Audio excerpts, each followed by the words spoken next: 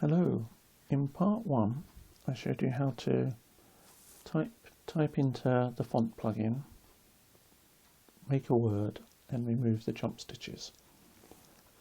So we end up starting here and ending there, so it's a continuous line. What I want to show you this time is how to put a text box around it and make it a useful pattern that you can use in pantographs as well as borders and bits. So what we really want, if I select, here's one I made earlier, is the text box looking like this, because where we had the text, when we made the continuous text, we had an underlining at the bottom. So I'm going to put the text in here and the underlining will go there, so that I can start the pattern here, join on to the text there, so it joins the text, and then I'm going to, so you get the underline, and then I'm going to bring it down to there, so that we'll get a lovely pattern starting there and ending there. Okay, so this text box can be used with any text that we make. So it's worth having this saved as a separate pattern, and then you can just bring it in once you've got your text in a continual pattern. This will just go around it. So we want to start and end in this corner. So let's get rid of that and I'll show you how to make it. I'm going to snap grid, and I'm going to go to draw, I'm going to have continuous line turned on, and I'm going to have node spacing none. So I'm going to start from the corner here and just draw up to there.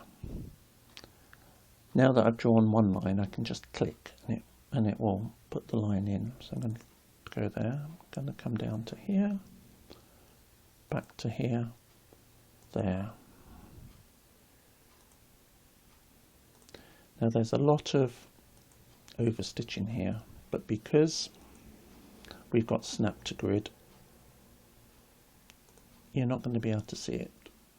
All it's actually going to do is make the box, your text box, stand out more, because you'll have more stitching on it.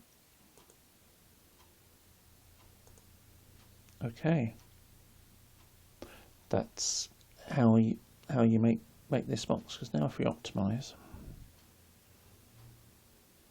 and make the stitching, and all we've got to do is save this. Let's save it. Call it text box, and you can use this for any text that you make. So I'm now going to put that to the bottom layer, and I'm going to load in the text which we made earlier in part 1. Okay, right, I'm going to highlight that all and move it in.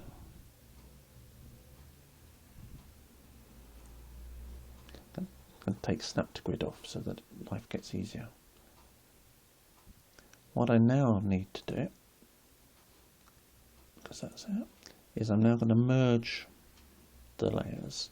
Hang on, what I'm going to do, I'm going to make that slightly smaller.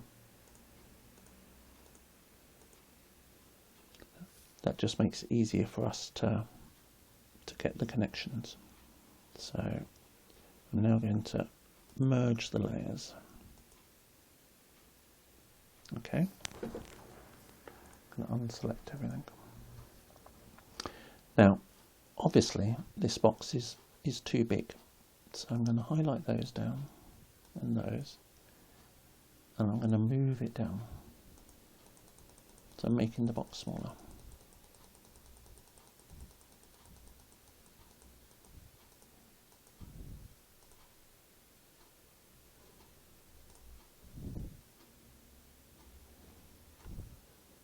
It's not too bad, slightly more. Okay, that's good.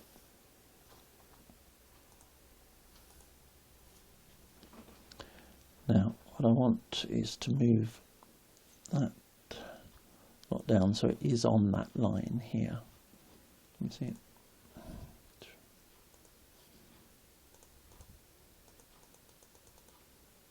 So I want that to come onto that line.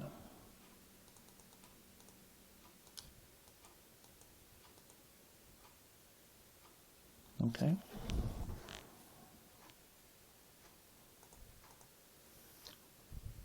Now if we look, we have two parts here.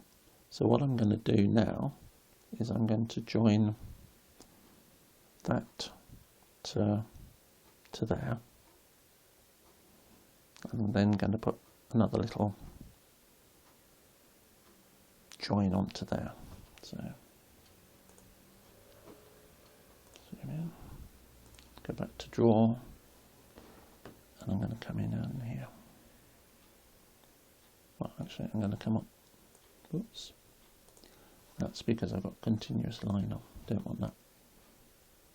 So I'm going to come to, that's where I want to come, and then I want to come onto there. So now if I edit, let me snap those two together. And snap those two together. And if we optimise, there's one, comes down to there. I'm going to want to change that to 2. So we're now going to, there's a little break there. I now want to do the same at the other end here. So there's the end of the 2. Well, first of all, let's take that break away. Yes, I do.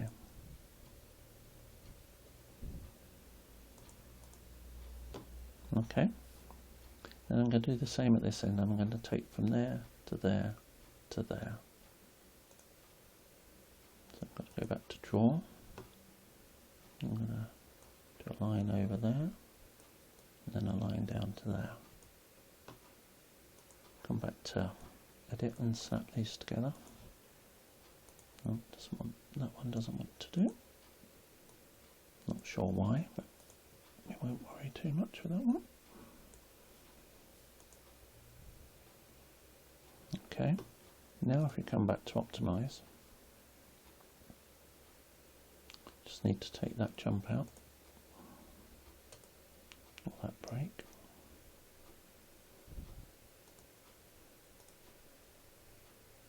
Okay, we're not quite level on there, so we need to just bring that down a tiny bit more. So highlight that to that one.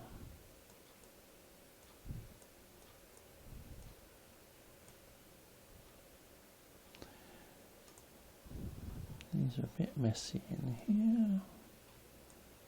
Just try and move it down a tiny bit. That's now level. It's not.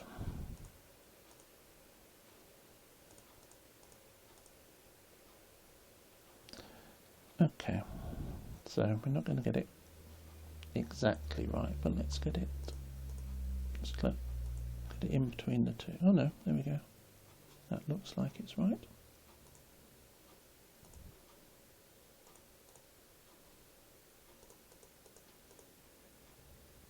So close. So close. Come on.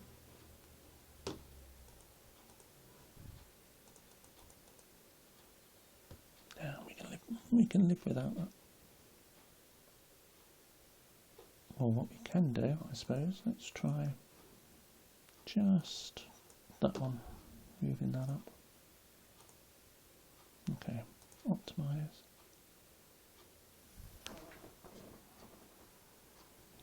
Once that's stitched out, that's going to be fine. So, see, we've now got a nice text box around our text and a continuous line. So we've gone from there to there.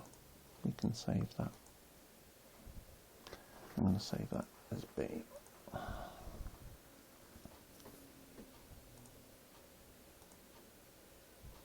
Okay.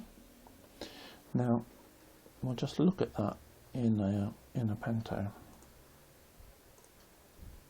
just so you get a feel for what we can do. Let's make that 85. And put it to the equal setting, because I always like to do that to try and get it.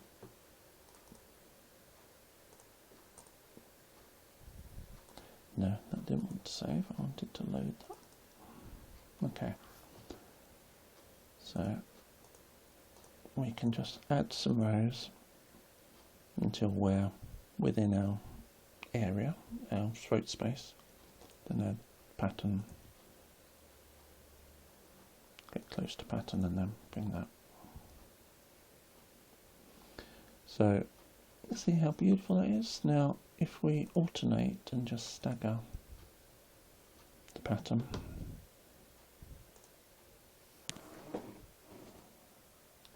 now I think that's pretty darn good for an all over quilt, but really that's not the intention of the other text, I don't think. It's more for in borders, so I could put a baby's name in it, and I could put this text box around it, and we could put it in the border. But there's lots of things you can do with that, because it will just stitch